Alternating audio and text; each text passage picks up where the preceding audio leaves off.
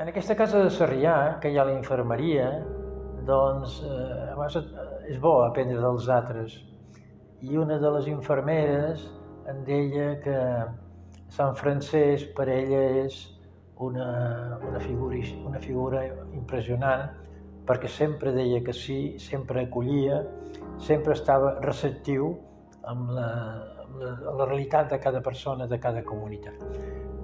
Jo crec que aquesta dimensió de Sant Francesc d'acolliment és fonamental. En el nostre món, ple de solituds, ple de dubtes, ple de diferències socials molt profundes, l'actitud de Sant Francesc d'acollir, de no preguntar, com ho fa Jesús a l'Evangeli, és molt important. Sentir-se acollit, sentir-se valorat, sentir que ets molt important, cada persona és molt important per ella i per tu.